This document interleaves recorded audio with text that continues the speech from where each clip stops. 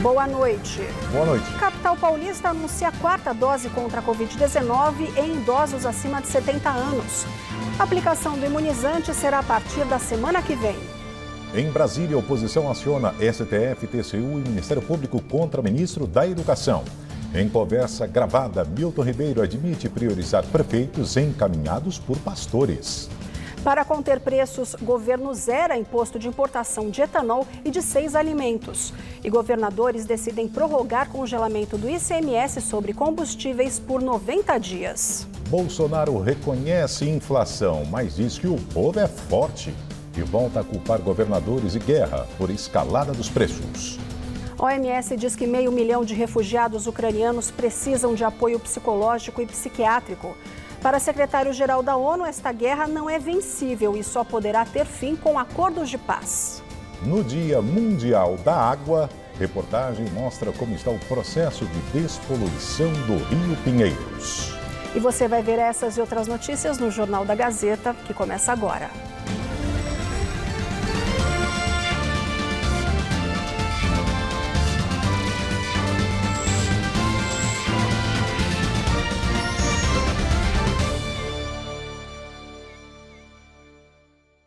Um homem morreu eletrocutado ao furtar cabos de energia de uma galeria subterrânea no bairro de Higienópolis, área nobre da região central de São Paulo. Este é o segundo caso em menos de uma semana. No último sábado, um outro homem morreu após receber uma descarga elétrica de alta tensão ao tentar retirar fios de um poste em Cidade Tiradentes, na zona leste da capital paulista. Segundo a polícia, uma testemunha afirmou ter escutado um estouro e logo depois encontrou o corpo do rapaz no chão. Hoje, por volta das 3 horas da manhã, houve uma nova ocorrência na Rua Bahia, em Higienópolis, região central da cidade. Um homem de aproximadamente 30 anos morreu ao receber uma descarga elétrica ao arrancar cabos de uma galeria subterrânea na via. Ele foi encontrado caído dentro da galeria. Ele recebeu ajuda médica, mas não resistiu e morreu no local. As duas situações foram registradas como morte suspeita. A Polícia Federal deflagrou mais uma fase da operação que investiga a quadrilha responsável pelo mega assalto a agências bancárias em Araçatuba, no interior paulista. Os mandados de busca e apreensão e de prisão temporária foram cumpridos em Hortolândia, Sumaré e na capital paulista. Segundo a Polícia Federal, 2 homens foram presos na operação de hoje, sendo que um deles foi o responsável por operar o maçarico para romper os cofres das agências assaltadas. Até o momento, 37 pessoas foram presas suspeitas de participação no crime. O mega assalto ocorreu na madrugada de 30 de agosto do ano passado, quando criminosos, com armas de uso restrito, arrombaram os cofres de agências bancárias de Araçatuba. Durante a ação, 2 moradores e um criminoso morreram. O secretário de Educação de São Paulo, Rocieli Soares, anunciou hoje que o programa de ensino integral chegará a 3.000 escolas do estado até o início do ano que vem. Atualmente, o programa é adotado por cerca de 2.000 escolas de 464 cidades do estado.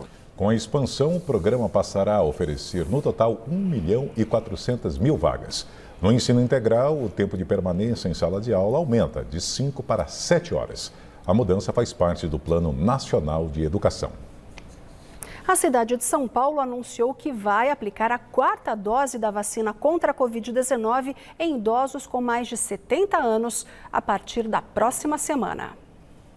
Segundo a Prefeitura, pessoas com mais de 70 anos poderão procurar os postos de saúde da capital paulista a partir do dia 29 de março, terça-feira da semana que vem. É preciso que a 3ª dose tenha sido aplicada há mais de 4 meses.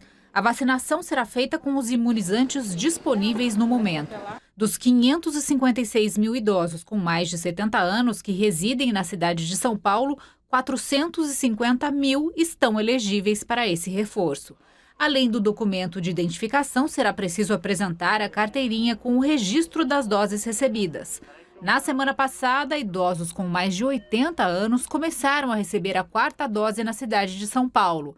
Até o momento, 23 mil pessoas receberam o reforço na capital e 49 mil em todo o estado. Lu, hoje é o Dia Mundial da Água. A data foi criada como forma de conscientização para a importância de se preservar as bacias, rios e lagos do planeta. Aqui em São Paulo, o Rio Pinheiros, um dos símbolos da cidade, tem passado por um processo de despoluição. A promessa é entregar um rio mais limpo até o fim do ano. Veja na reportagem de Luciano Penteado. O lixo espalhado pelas margens já faz parte da paisagem. E o mau cheiro vem junto na rotina de quem mora perto deste trecho do córrego Pirajussara em Taboão da Serra, na região metropolitana. O cheiro é insuportável, muito lixo, né? Já morreu até gente aí e tem que dar uma melhorada, né? De vez em quando eles vêm e dão uma limpada assim, mas é cheio de mato assim mesmo, às vezes está pior do que o que está aí. O córrego está contemplado no projeto Novo Rio Pinheiros. O plano prevê a despoluição não só desse rio importante para a capital, com seus 25 quilômetros de extensão, como de seus principais afluentes. O córrego Pirajussara tem 17 quilômetros de extensão. Ele nasce em Embu das Artes, passa aqui por Taboão e deságua na capital pelo Rio Pinheiros. O projeto de despoluição começa justamente aqui nas periferias com o saneamento básico, reduzir o nível de esgoto jogado diretamente nessas águas. Segundo a Sabesp, 538 mil imóveis já foram conectados à rede de coleta, beneficiando mais de 1 milhão de pessoas. A promessa do governador João Dória, do PSDB, que também é pré-candidato à presidência, é que toda a bacia esteja despoluída até o fim do ano, o que inclui a criação de estações de tratamento. Além do esgoto canalizado, as equipes seguirão com os trabalhos de desassoreamento e de retirada de resíduos da água. De acordo com o governo, a água já está mais limpa e com menos cheiro forte.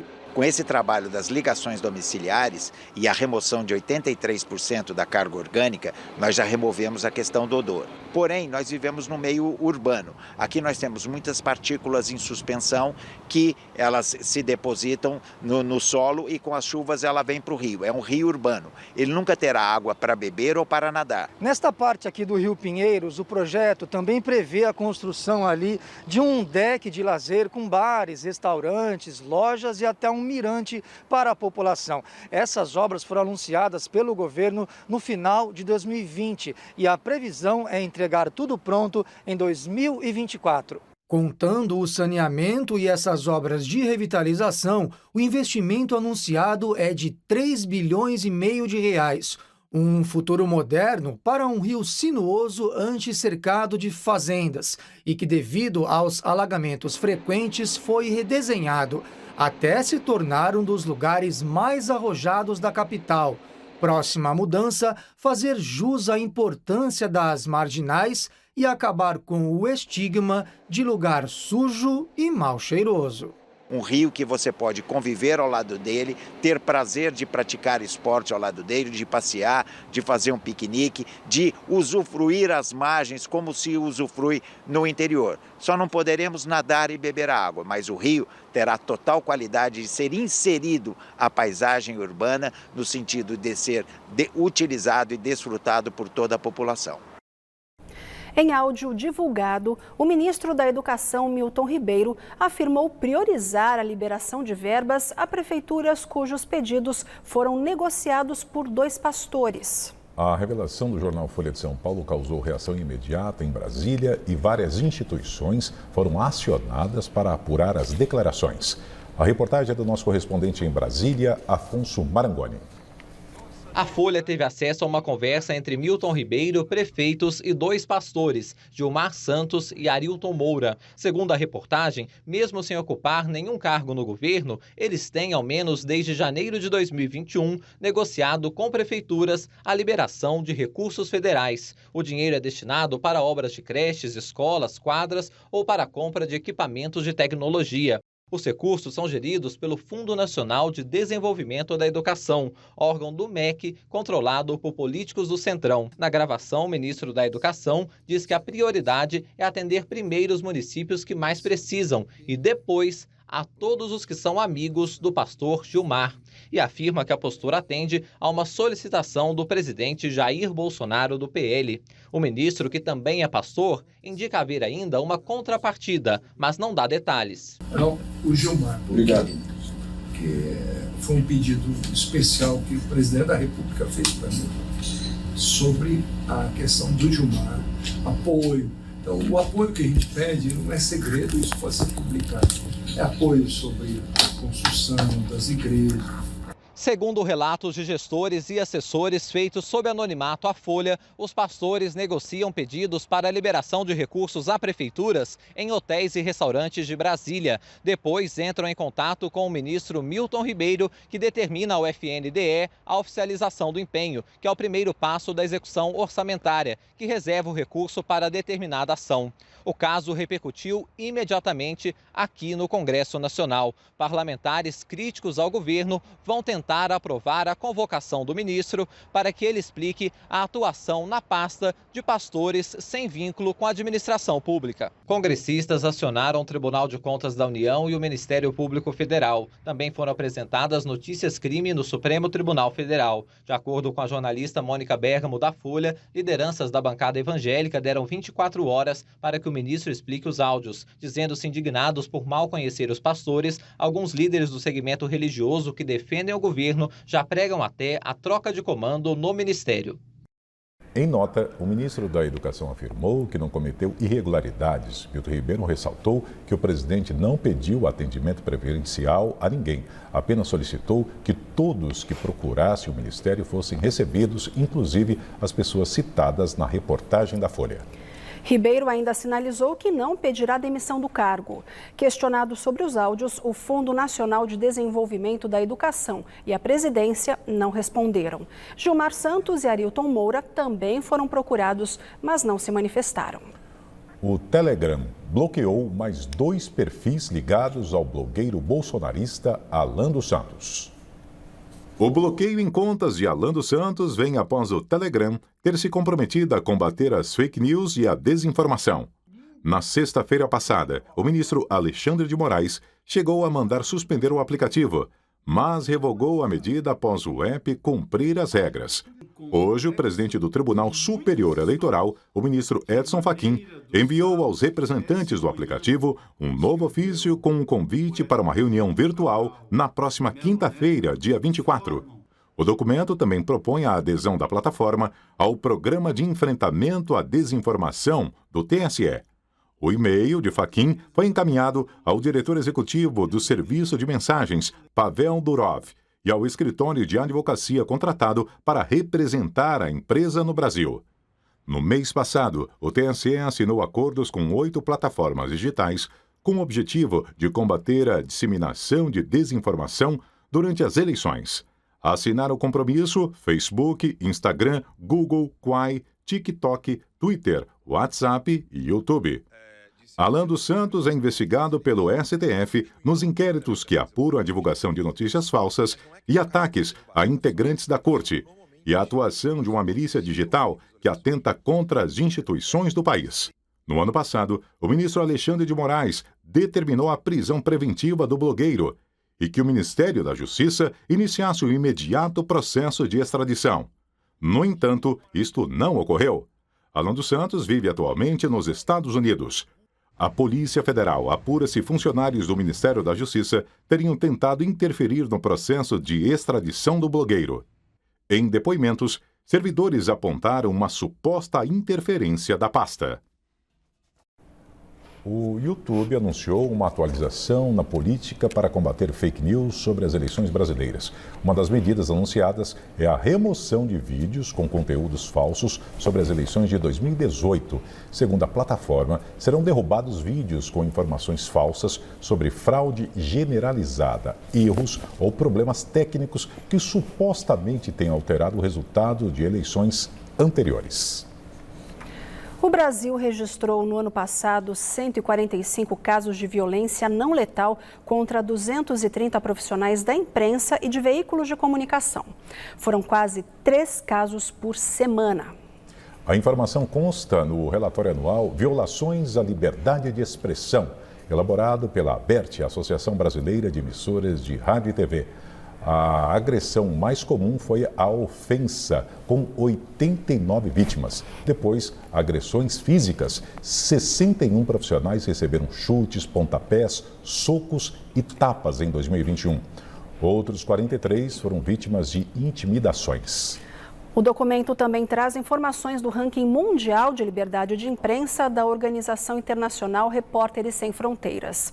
Pela primeira vez em 20 anos, o Brasil entrou na zona vermelha do ranking, passando da posição 107 para 111, na qual o exercício da profissão é classificado como difícil.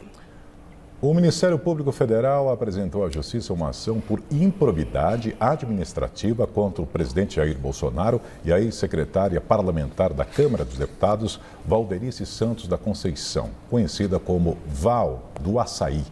Vamos falar então com a repórter Sabrina Pires, que está na redação do Jornal da Gazeta e tem os detalhes. Boa noite, Sabrina. Oi, Laerte, Luciana, boa noite a todos. O Ministério Público Federal quer a condenação e o ressarcimento aos cofres públicos por improbidade administrativa, quando um agente público comete um ato ilegal na administração. A acusação do Ministério Público é que o presidente Jair Bolsonaro, quando era deputado federal, tinha uma funcionária fantasma no gabinete dele por 15 anos. Segundo a ação, Bolsonaro, quando era deputado federal, tinha essa funcionária sem que ela cumprisse o que o cargo exige e sem nunca ter ido a Brasília. Valderice Santos da Conceição, que é conhecida como Val do Açaí. Valderice tem uma ligação próxima com a família Bolsonaro, o marido dela também, Edenilson Nogueira, que era caseiro, inclusive, da família Bolsonaro. E o Ministério Público também aponta que, nesse período, a remuneração que Valderice recebia era sempre sacada, mais de 90% retirada em espécie, o que, segundo os promotores, isso daria um indício de prática de rachadinha. Essa história veio à tona em 2018, a partir de uma reportagem do jornal Folha de São Paulo, que apontou Valderice vendendo açaí em Angra dos Reis, no Rio de Janeiro, em pleno horário de legislativo, de trabalho. Segundo o presidente Jair Bolsonaro, em 2018, na época candidato à presidência, ela estava em férias e, portanto, poderia fazer o que quiser, onde quisesse. Mas ela acabou demitida em agosto daquele ano. A produção do Jornal da Gazeta procurou o Palácio do Planalto para um posicionamento do presidente. Agora, com essa ação do Ministério Público, por enquanto não recebeu nenhum retorno. Essa ação vai ser julgada pela Justiça Federal do Distrito Federal. Voltamos ao estúdio. Obrigada, Sabrina. E agora o comentário de Josias de Souza, que fala direto de Brasília. Milton Ribeiro chegou à esplanada, tinha-se a sensação de que o nada despachava no principal gabinete do Ministério da Educação. Tentava-se alcançar o ministro com os olhos, tentava-se enxergá-lo em seu assento, mas era inútil. O olhar atravessava o nada e ia bater no couro do espaldar da poltrona. Desejava-se um ministro menos espalhafatoso do que Abraham Weintraub, mas a sensação era de que Bolsonaro havia exagerado. Só de raro em raro, o ministro da Educação ganhava o noticiário como autor de alguma declaração polêmica. De repente, o ministro abandonou sua invisibilidade da pior maneira. Virou protagonista de um escândalo. Encontra-se pendurado nas manchetes de ponta cabeça. A voz do ministro soou numa gravação afirmando que prioriza no MEC a liberação de verbas para prefeituras cujos pedidos são negociados por um par de pastores ligados à Assembleia de Deus. No áudio, divulgado pelo jornal Folha de São Paulo, Milton Ribeiro declara que prestigia a liberação de recursos intermediados por um dos pastores, Gilmar dos Santos, em função de um pedido especial de Bolsonaro. A atuação dos pastores na pasta da educação veio à luz na semana passada, em notícia do Estadão. Mas a menção a Bolsonaro elevou o patamar do caso. Soube-se que os pastores Gilmar dos Santos e Arilton Moura perambularam pelos corredores da pasta da educação à procura de oportunidades. Traficaram a influência de que desfrutam no governo para azeitar a liberação para prefeitos amigos de verbas do Fundo Nacional de Desenvolvimento da Educação, um cofre de 45 bilhões que Bolsonaro confiou aos cuidados de Marcelo Ponte, ex-assessor do oligarca do Centrão Ciro Nogueira, chefe da Casa Civil. Milton Ribeiro estava em silêncio, mas o vazamento do áudio com a referência a Bolsonaro forçou o ministro a se explicar. Parlamentares de oposição protocolaram notícia-crime no Supremo e pedido de investigação na Procuradoria-Geral da República. Até a bancada evangélica cobrou esclarecimentos. Em nota oficial, o ministro admitiu a atuação dos pastores, mas negou que tenha patrocinado irregularidades. Alegou que os pedidos de verbas são submetidos a análises técnicas. Não fez referência direta à gravação tóxica, mas blindou o chefe. Anotou que Bolsonaro não pediu atendimento preferencial aos pastores, pediu apenas que fossem recebidos. Nos últimos 3 anos, o setor educacional foi marcado pela inépcia gerencial. O problema mudou de patamar. O MEC virou um caso de polícia. A guerra cultural resultou em escândalo. Boa noite.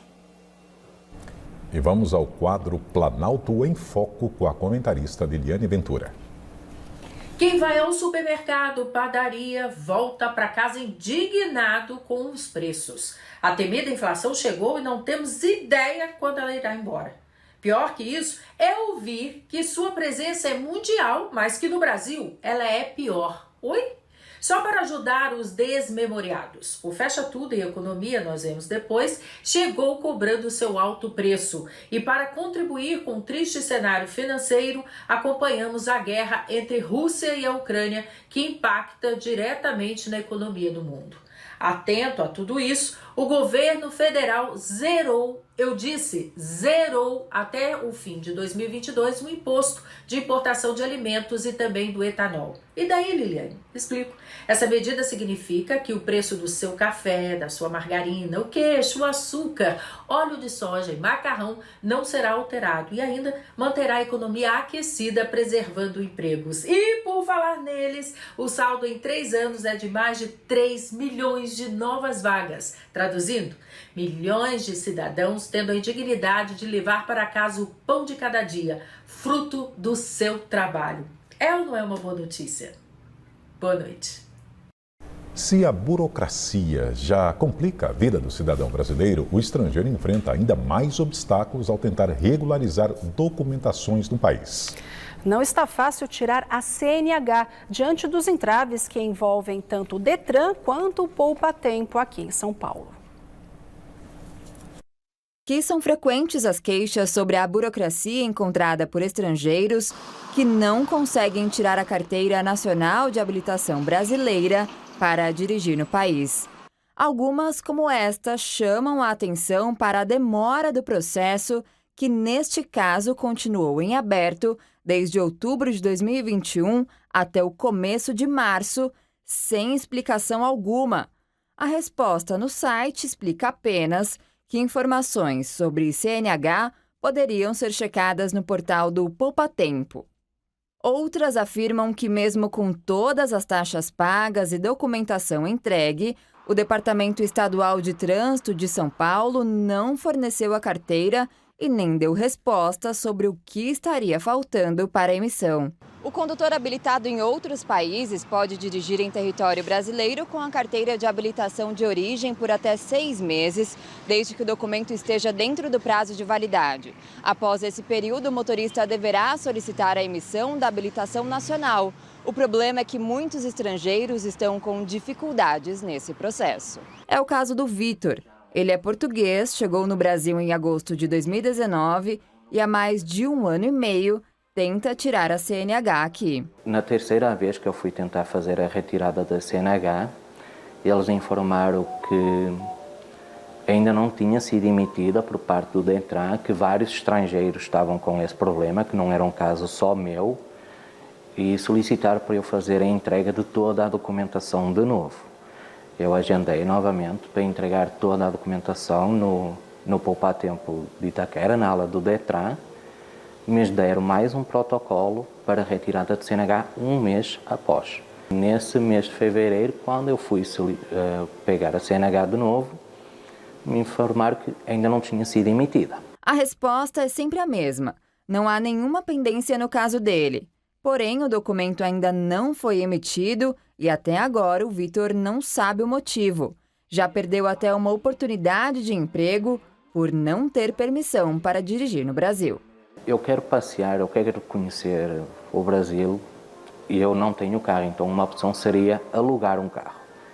Eu não posso alugar um carro porque eu não tenho CNH.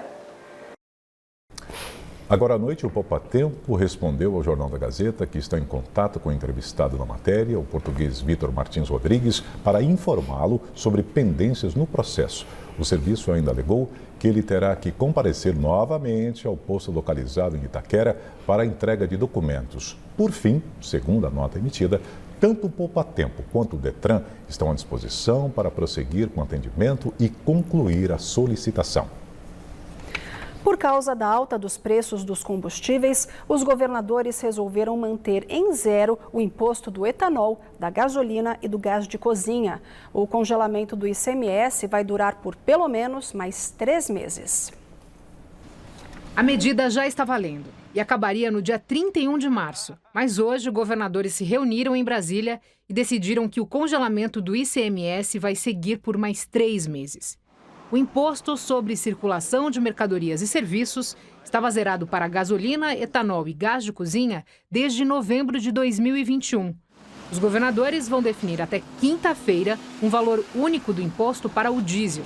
A decisão atende à lei aprovada pelo Congresso e sancionada pelo presidente Jair Bolsonaro. Mas os representantes dos estados já avisaram. Vão ao Supremo Tribunal Federal para questionar a nova regra. Uma medida unilateral, como foi feita por parte da União, é visto para nós como a quebra do Pacto Federativo, em que o Parlamento ou o Executivo tivesse sozinho poderes para alterar sobre tributos que dizem respeito a estados e municípios. Enquanto o consumidor chega a pagar R$ 8,00 pelo litro de gasolina, governadores e União seguem no jogo de empurra sobre de quem é a culpa pelo aumento do preço aqui na bomba. O presidente Jair Bolsonaro insiste que o atual valor dos combustíveis é de responsabilidade do ICMS, cobrado pelos estados, e também da guerra entre Rússia e Ucrânia. Já os governadores reclamam que zeraram o imposto e arcam com perdas de 16 bilhões de reais na arrecadação. E que na hora de encher o tanque, a situação não melhora. Nós temos tudo para mudar o destino do Brasil. Reconheço os problemas que temos enfrentado. Inflação nos alimentos e preço nos combustíveis. Consequência daquela política do fica em casa, a economia a gente vê depois. E consequência também de outros fatores, com uma guerra a 10 mil quilômetros daqui. Mas o povo brasileiro é forte. Nós acreditamos em vocês. Dou da minha parte a minha vida por vocês.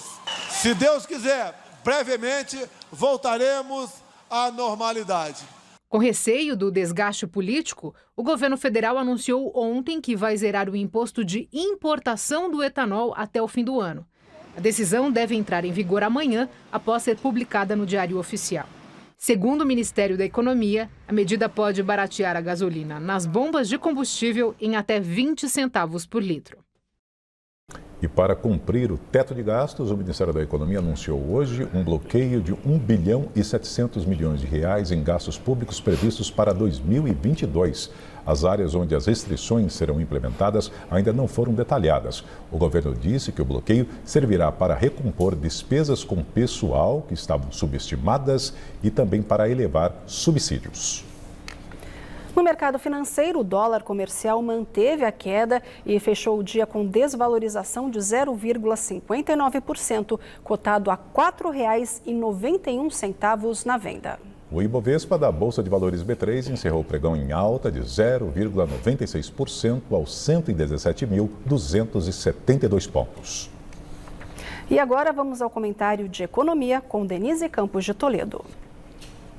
O governo continua extremamente preocupado com a inflação, principalmente pelo impacto negativo que possa ter na popularidade em ano de eleições. Por isso quer mostrar serviço e tem usado o corte de tributos para tentar baratear alguns produtos. Isso já ocorreu com o diesel e o gás, depois com o corte do IPI sobre produtos industriais, agora decidiu zerar a alíquota de importação de itens da cesta básica, café, margarina, queijo, macarrão, açúcar cristal e óleo de soja, além do etanol, que é produzido fora do Mercosul, e mais o corte de 10% ainda das alíquotas de importação de eletroeletrônicos, máquinas e equipamentos. São medidas que podem trazer distorções no mercado, prejudicando a competitividade da produção local nas várias áreas, como do etanol, que teve a vitória recente da venda direta nos postos, escapando do lobby das distribuidoras, que agora vão intermediar a venda do produto importado com alíquota zero. Tudo isso sem qualquer certeza quanto ao impacto final sobre os preços. E ainda com perda de receita, afetando a questão fiscal, onde o governo está com dificuldade de cumprir o teto. No final das contas, pode apenas enxugar gelo se os preços de insumos, de peças, as commodities, como o petróleo, continuarem em alta no exterior. Até a ata do Copom, que foi divulgada hoje, deixou em aberto essa questão, dividindo opiniões do mercado. Se houver acomodação dos preços, em particular do petróleo, o ciclo de alta da Selic pode parar nos 12,75% ao ano, o que já teria impacto contracionista na economia. Mas fica aberta a possibilidade de ir além se as pressões prosseguirem, ameaçando a meta inflacionária também do próximo ano. O BC não quer o risco de estouro da meta pelo terceiro ano consecutivo. E a própria dinâmica fiscal das contas públicas está no radar da calibragem dos juros. Essa indicação de juros altos mantém, por outro lado, a atratividade para o investimento estrangeiro e pode ajudar o dólar a testar novos pisos. Já a Bolsa ainda pode ser favorecida pelos preços em alta no exterior. Laerte. E a Denise volta logo mais para a entrevista do dia, hoje com Sóstenes Cavalcante, deputado federal pelo PL e presidente da Frente Parlamentar Evangélica do Congresso Nacional, sobre o cenário eleitoral de 2022 e a influência dos evangélicos no governo Bolsonaro. E veja a seguir, 500 mil de refugiados precisam de apoio psicológico e psiquiátrico por causa da guerra, segundo a OMS. E ainda a previsão do tempo para o Brasil e o estado de São Paulo. A gente volta já já.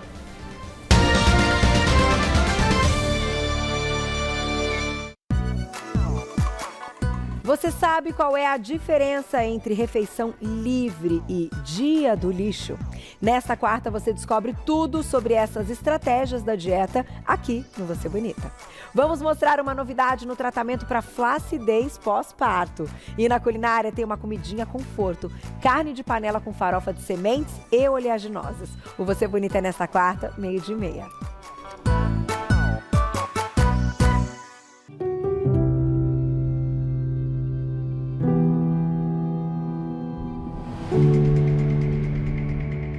Meu nome é Avenida Paulista. Já faz muito tempo que eu tô aqui, mas parece que o passar dos anos me deixa cada vez mais jovem. Sou o maior palco da cidade, um lugar para todos que acreditam que aqui São Paulo caminha sempre em frente. No número 900, me chamam de Casper, um lugar feito por contadoras e contadores de histórias. Gente que se conecta com o Brasil e o mundo. Todos os anos, muitos chegam e muitos vão embora. E a Casper fica para sempre, dentro de cada um. Meu nome é Avenida Paulista e o meu coração é casperiano. Um lugar que faz história para você escrever a sua.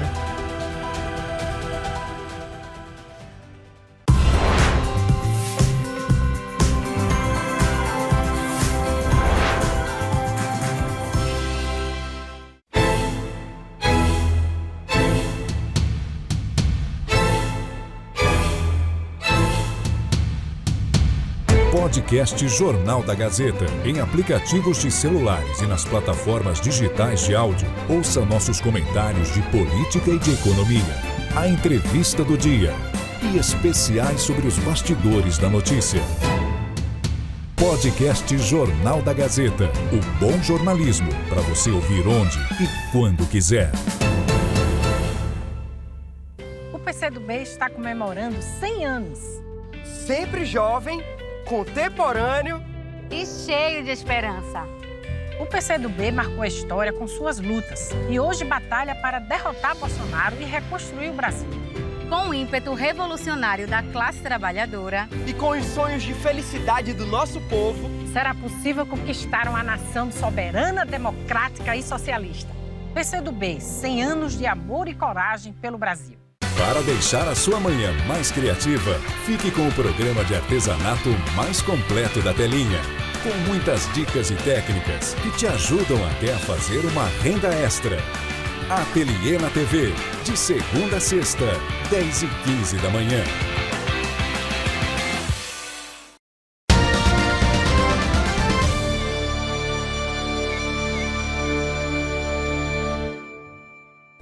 Agronegócio. Os ministérios da Agricultura e da Economia assinaram um termo de cooperação para a aquisição de uma linha de crédito com BID no valor de 1 bilhão e 200 milhões de dólares, ou cerca de 6 bilhões de reais. Com foco em projetos sustentáveis, a nova linha ficará disponível por 10 anos e poderá ser utilizada por entidades federais e estaduais, além de instituições financeiras do setor privado. Ao assinar o acordo, a ministra Tereza Cristina destacou a importância da assistência técnica para os pequenos produtores e ressaltou que a nova linha de crédito poderá proporcionar uma revolução na agricultura familiar. A Organização Mundial da Saúde estima que dos 3 milhões e 500 mil refugiados da Ucrânia, 500 mil precisa de apoio psicológico e psiquiátrico e 30 mil apresentam graves problemas de saúde mental. Além do sofrimento emocional, algumas doenças são comuns entre eles, como febre, diarreia, problemas respiratórios e parada cardíaca. Hoje, o secretário-geral da ONU, o português Antônio Guterres, disse que a solução para a guerra na Ucrânia só chegará de maneira diplomática sobre as mesas. Para Guterres, esta guerra não é vencível e só poderá ter fim com acordos de paz. Porém, ele questionou quantas bombas ainda vão cair e quantas vidas ainda serão perdidas até isso acontecer. And all of it is intensifying, getting more destructive and more unpredictable by the hour. O secretário-geral da ONU também afirmou que o conflito está se intensificando, ficando mais destrutivo e mais imprevisível a cada hora. O Ministério das Relações Exteriores da Ucrânia disse hoje que as táticas bárbaras da Rússia devem ser interrompidas antes que seja tarde. A declaração foi em referência à cidade de Kherson, onde 300 mil moradores estão prestes a ficar sem comida e medicação com o bloqueio das tropas russas, que impede a chegada de suprimentos e a fuga da população. Na região de Kiev, as forças ucranianas tentam resistir à investida russa, retomando o controle de algumas áreas e tentando proteger a capital, que está sob um toque de recolher de 35 horas. E Mariupol continua sob ataque intenso. A cidade portuária é importante para o Kremlin, pois o controle dela prejudica a economia ucraniana e abre um caminho mais fácil para a Crimeia, além de facilitar a dominação da faixa leste, onde estão os rebeldes que apoiam a Rússia. O presidente ucraniano, Volodymyr Zelensky, falou hoje sobre Mariupol. Segundo ele, abre aspas, a cidade, que já abrigou 450 mil pessoas, está sendo reduzida a cinzas. É um Armagedon, fecha aspas. Квартир, домівок, і все це почалося.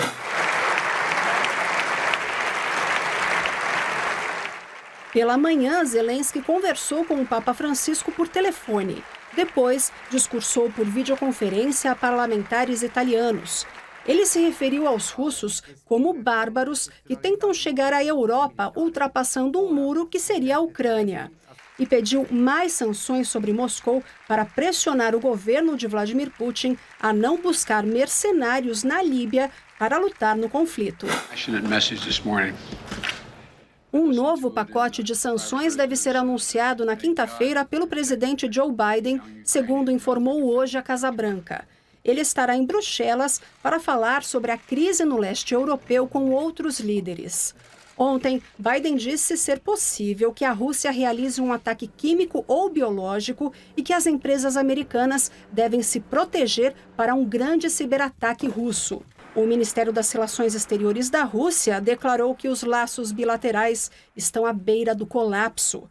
Além das últimas declarações que Moscou alega serem falsas, nos últimos dias, Joe Biden afirmou que Putin é um criminoso de guerra e um bandido. E ainda na Rússia, o principal opositor de Vladimir Putin foi condenado. Um tribunal considerou Alexei Navalny culpado dos crimes de fraude em larga escala e desacato. Ele foi condenado a 9 anos de prisão. Navalny está detido desde o ano passado. Em 2020, ele sobreviveu a uma tentativa de envenenamento na Rússia e passou vários meses em recuperação em um hospital de Berlim. No processo julgado hoje, os promotores acusaram Navalny de ter desviado cerca de 23 milhões de reais em doações para as organizações que lidera.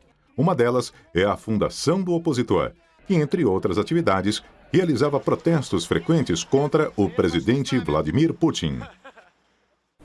Após surto de Covid-19, a China determinou o confinamento da cidade de Shenyang, uma cidade industrial de 9 milhões de habitantes.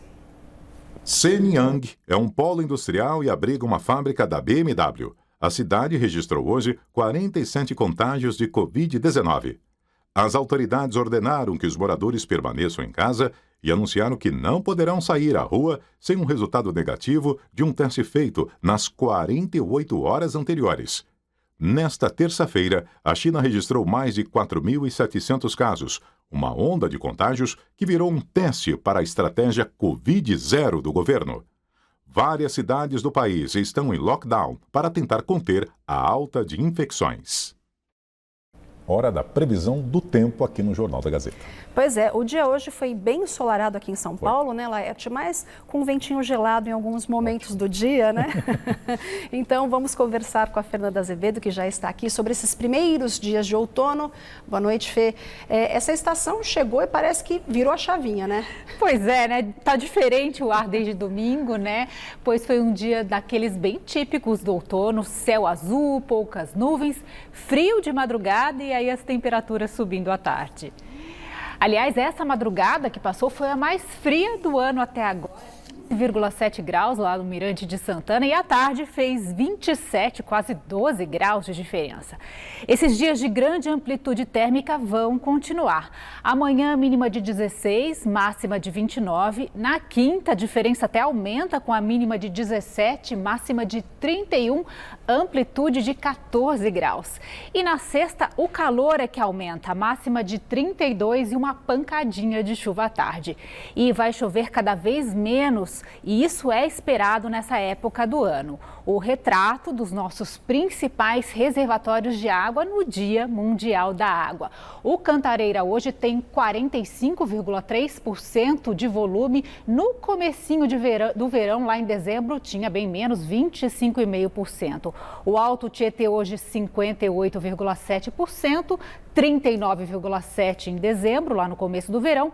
O Guarapiranga tem a melhor situação, 89,6%, tinha 56% em dezembro.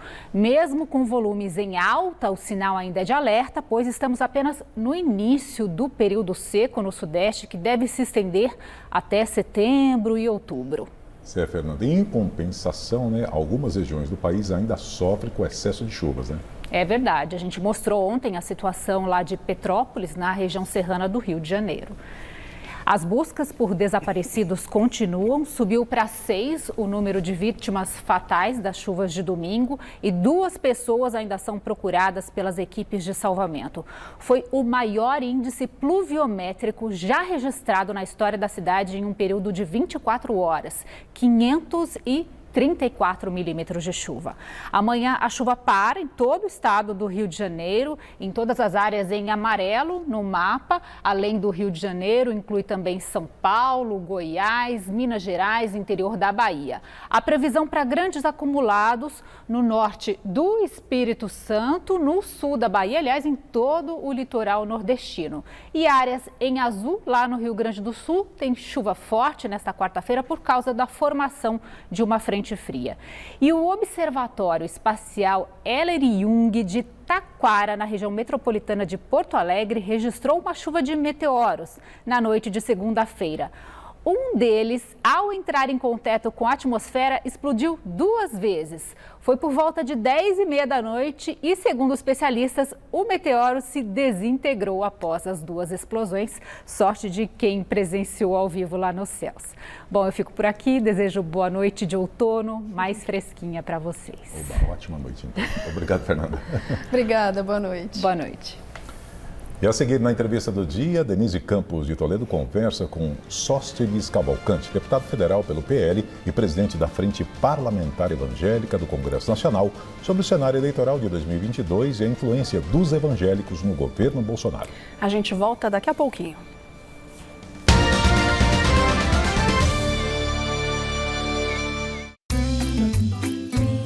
Se você sofre de imunidade baixa, nem pense em perder o Mulheres desta quarta. Vamos te mostrar quais são os alimentos que vão dar aquela força para o seu sistema imunológico. Maritália faz as previsões do baralho cigano e conta tudo pra gente. Na culinária, tem um bolo 3 limões, receita perfeita para acompanhar um cafezinho. Mulheres é nesta quarta, 14h. 97% de toda a água no mundo é salgada. 2% está congelada.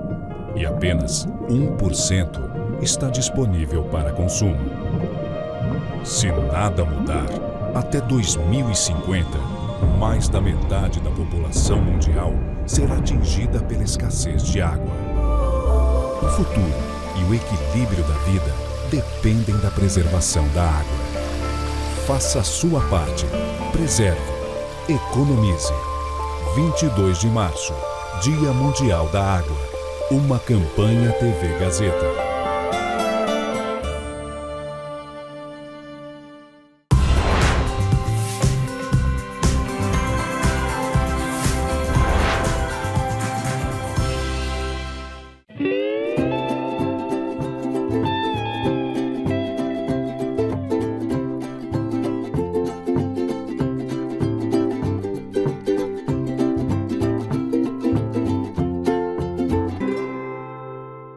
O PCdoB está comemorando 100 anos. Sempre jovem, contemporâneo e cheio de esperança. O PCdoB marcou a história com suas lutas e hoje batalha para derrotar Bolsonaro e reconstruir o Brasil.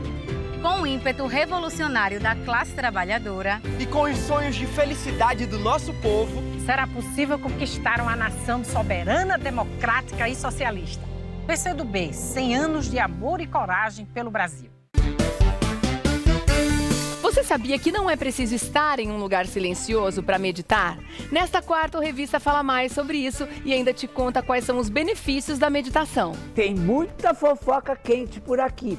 Vem conferir. E a gente acompanha mais um duelo dos chefes. O chefe Danilo Galhardo vai encarar essa batalha. E o que será que vem por aí? Descubra no Revista da Cidade desta quarta, 11 da manhã.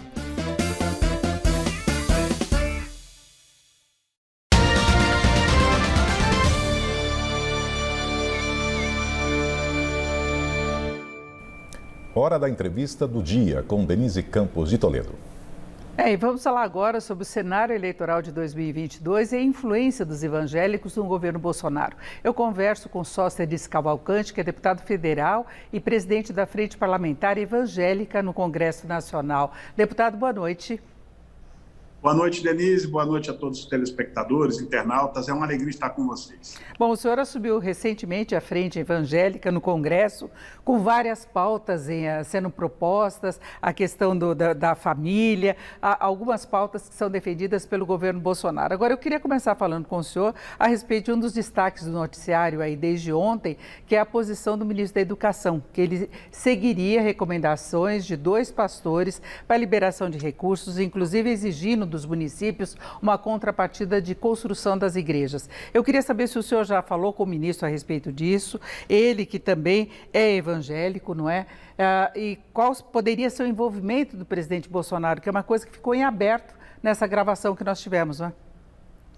Denise, falei com o ministro hoje pela manhã, disse a ele que tinha ouvido o áudio, que entendia que este áudio precisava da parte dele mais esclarecimentos, e que, como presidente da frente, que tem uma função que represento 116 colegas deputados e 14 senadores, eu não me manifestaria no mérito do assunto até amanhã, para que ele pudesse prestar os esclarecimentos, porque não vou emitir um juízo de valor por um áudio, um trecho de um áudio, que não sei onde foi gravado, de que forma foi obtido e o contexto geral deste áudio. Então, por ter combinado com o ministro, eu quero, em respeito à sua audiência, ao seu trabalho, e em respeito aos seus outros colegas jornalistas, que eu também mantive o mesmo critério, falei, amanhã, após o nosso culto da Frente Parlamentar Evangélica, que já é uma rotina aqui na casa, eu, entre 10 e 10 e meia, vou fazer um pronunciamento com relação ao assunto e esperando que o ministro possa fazer todos os esclarecimentos possíveis. Até agora parece que ele emitiu uma nota,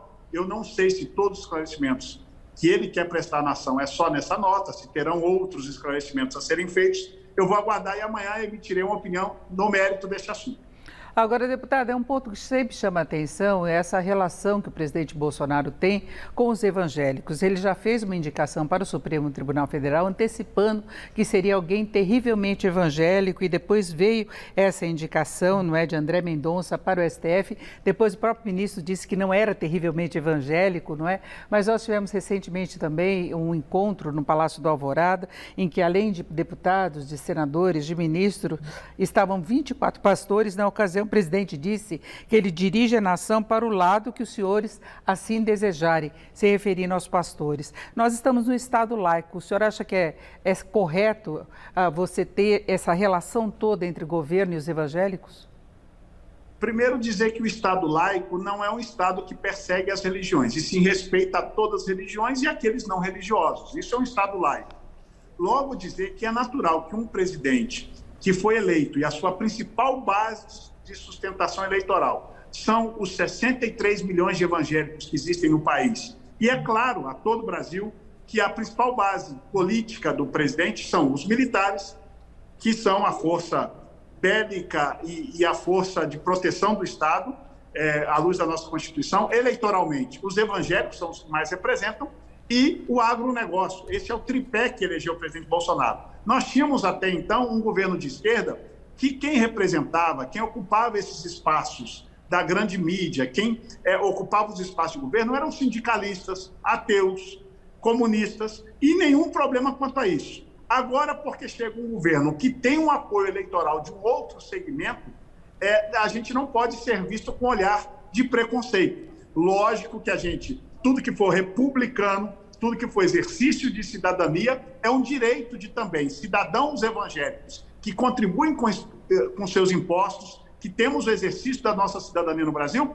ocupar espaços de poder, ocupar e exercer influência sobre governos, o que é totalmente natural. O que não seria normal e não seria laicidade do Estado é se nós estivéssemos querendo implementar um Estado evangélico no Brasil, que a história a nossa história, que temos a origem no protestantismo do século XVI, fomos nós os autores da separação igreja e Estado historicamente. Os protestantes nunca aceitamos essa mistura e jamais vamos aceitar que o Estado seja um Estado oficial evangélico. Não queremos isso, isso é totalmente divorciado da nossa história. Agora, deputado, na medida em que haja entre os integrantes do governo um número maior de evangélicos, isso acaba levando à adoção de medidas que sigam a pauta dos evangélicos. Então, você teria o Estado brasileiro tendo mudanças, legislações propostas pelo governo em afinidade com essa bancada, não é?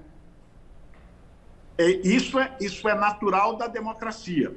A democracia, ela prevalece as maiorias em questões de governo são decisivas sobre minorias. Se respeita a minoria, é por isso que estamos no Estado Democrático de Direito. A maioria decidida no voto implementa políticas públicas, norte da política nacional, estadual, municipal. Isso é parte do Estado Democrático de Direito. Nós, evangélicos, por muitos anos, e aí o que me assusta é falar que a gente quer colocar o Estado evangélico, o que não é verdade, porque agora é que temos um ministro de 11 evangélico.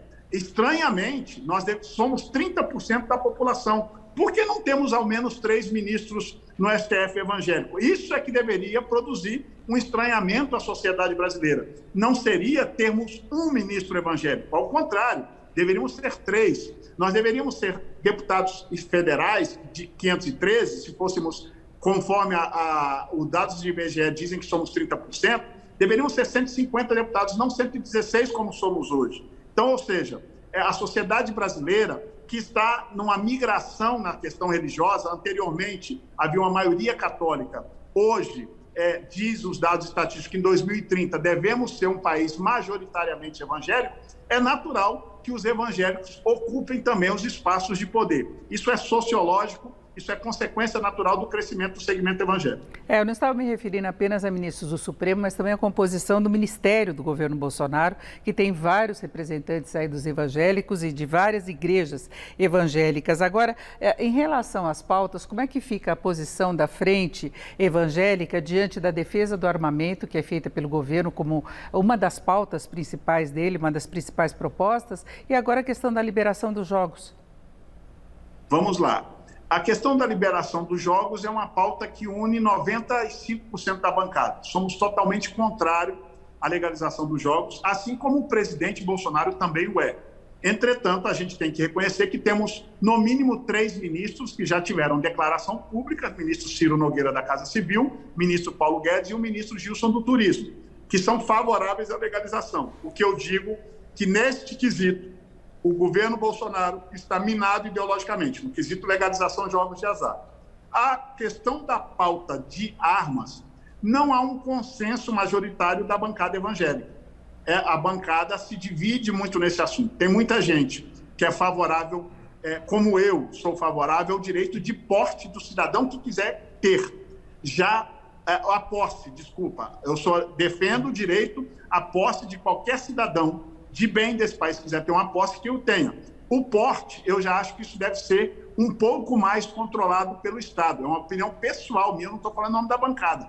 E este assunto divide a bancada, alguns totalmente favorável e alinhado com 100% do pensamento do presidente Bolsonaro e outros alinhados parcialmente, como é meu caso. Eu sou a favor, não sou desarmamentista, sou a favor do direito da posse e do porte. A gente tem que ter um critério de melhor avaliação para a gente não ter um país armado em pleno trânsito, com as violências que temos urbanas, e nisto, eu pessoalmente e grande parte da bancada, temos um olhar diferenciado.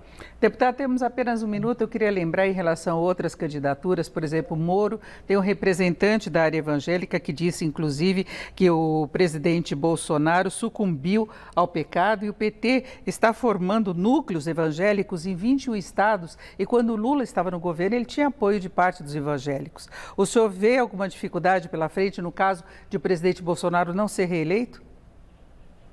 Primeiro, dizer que o presidente Lula já teve a oportunidade dele de governar o país e teve o amplo apoio dos evangélicos na sua primeira eleição. Quando governaram o país ao longo dos 14 anos que estiveram à frente do governo, afrontaram os valores cristãos, valores de família, aborto. Eles defenderam todas essas pautas de maneira afrontosa ao segmento evangélico. Então, o presidente Lula não enganará mais o segmento evangélico. O ministro Sérgio Moro é um candidato novo, que está aí se apresentando ao Brasil. Acho que pode ter alguns dos insatisfeitos, mas ainda vejo o meu sentimento que viaja de norte a sul, leste a oeste no Brasil, em igrejas evangélicas, com lideranças evangélicas, com o povo evangélico desse país. O meu sentimento pessoal é que ainda o presidente Bolsonaro tem a hegemonia de talvez 70% do segmento para a sua próxima eleição. Fechamos, deputado Sóstenes Cavalcante, que é deputado federal, presidente da Frente Parlamentar Evangélica do Congresso. Muito obrigado, uma boa noite. Obrigado a vocês, sempre às ordens de vocês, tá? Com vocês. O Jornal da Gazeta fica por aqui, nós voltaremos amanhã às 19 horas. Então, uma ótima noite para você. Boa noite e até amanhã. Até.